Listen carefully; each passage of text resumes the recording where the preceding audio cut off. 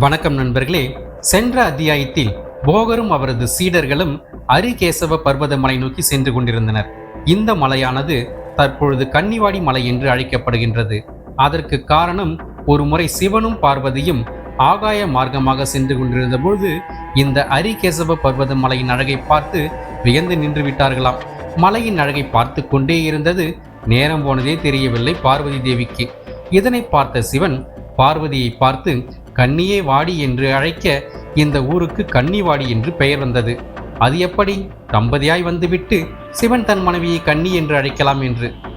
இது புராண கதை. தேவர்கள் மறுபடியும் பிறப்பு எடுக்கும் பொழுது புதிய வாழ்க்கையைத்தான் வாழ்வார்கள். தட்சனின் மகளாக பிறந்து சிவனை மணந்தது, இமயவர்மனின் மகளாய் பிறந்து சிவனை மணந்தது.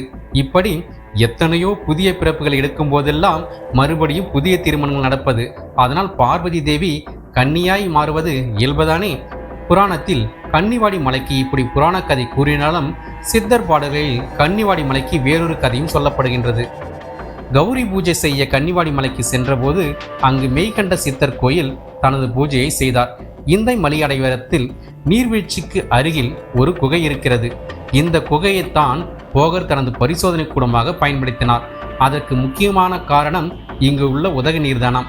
உதக நீர் என்றால் தன் மீது படும் எந்த ஒரு பொருளையும் படிகமாக்கிவிட இயல்புடையது. ஆனால் இங்குள்ள உதக நீரோ சற்று வித்தியாசமானது. தன் மீது படும் எதையும் படிகமாய் மாற்றுவது கிடையாது. அதற்கே உரிய உப்பு சுவை இருந்தும் கடின நீர் போல் கைப்புத்தன்மையுடன் இருக்கிறது. இந்த உதக நீரை அதிகமாக குடிக்கக்கூடாது. இதற்கு பக்கத்திலேயே சுனை நீர் வழிந்து கொண்டிருக்கும். அதனை குடித்து பார்த்தால் கற்கண்டு போல அவ்வளவு இனிப்பாக இருக்கும். இப்படி பக்கத்து துணைகளிலே இருவிதமான சுவைகளுடன் நீர் இருப்பதால் தான் வாசன மருந்து தயாரிக்க இந்த இடத்தை போகர் தேர்ந்தெடுத்திருக்காராம். அருவிக்கு பக்கத்தில் ஒரு பழமையான வில்வ மரம் காணப்படுகின்றது. அதன் பக்கத்தில் ஒரு சிறிய கோவில் இருக்கிறது. கோவிலில் சோமேஸ்வர லிங்கம் இருக்கிறது. இதற்கு பக்கத்தில் தான் மேற்கண்ட சித்தர் குகையானது உள்ளது. இந்த குகையானது இயற்கையான உருவான குகை அல்ல, மெய்கண்ட சித்தர்களால் உருவாக்கப்பட்ட குகை. அதனால்தான் இந்த குகைக்கு மெய்கண்ட சித்தர் குகை என்று பெயர். போகர் கௌரி பூஜைக்கான அத்தனை ஏற்பாடுகளையும் செய்து கொண்டிருந்தார்.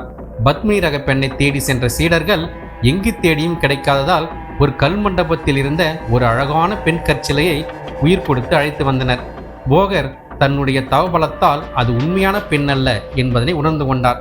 தான் ஏமாறவில்லை என்பதை தன் சீடர்களுக்கு உணர்த்துவதற்காக அந்த பெண்ணை பார்த்து கல்னி வாடி என்று அழைத்தார். சீடர்கள் அனைவரும் திகைத்தனர்.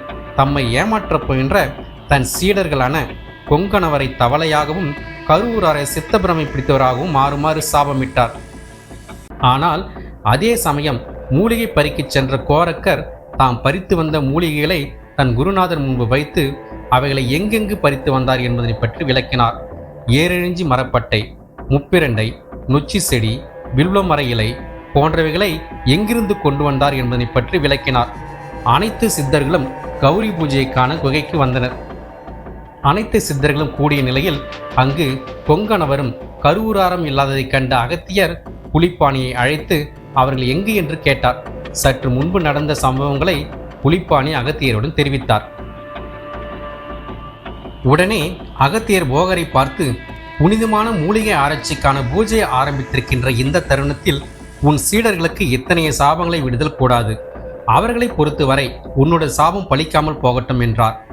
உடனே இருவரும் தம் பழைய நிலையை அடைகின்றனர். கல்சிலையை பெண்ணாக மாற்றிய காரணத்தால் மாதா புவனேஸ்வரி அம்மனுக்கு போகர் மேல் கோபம் இருந்தது. இப்பொழுது அந்த கல்சிலையை வைத்து பூஜை செய்து மிகுந்த கோபத்தை ஏற்படுத்தியது. போகர் கௌரி பூஜையை நிறைவு செய்வதற்கு முன்பே மாதா புவனேஸ்வரி அங்கே தோன்றி போகருக்கு சாபத்தினை அளித்ததுடன் அந்த கன்னி பெண்ணை மீண்டும் கல்லாக மாற்றினார். போகரின் பாஷாணம் கட்டுவதற்கான கௌரி பூஜை பாதியிலேயே நின்றது. போகரின் தனது முதல் முயற்சி தோல்வி அடைந்ததால் தோன்றவிடவில்லை. இனிவரும் அத்தியாயங்களில் கதிர்காமத்தில் போகர் பெற்ற அனுபவங்களை பற்றி விரிவாக காண்போம். நன்றி நண்பர்களே.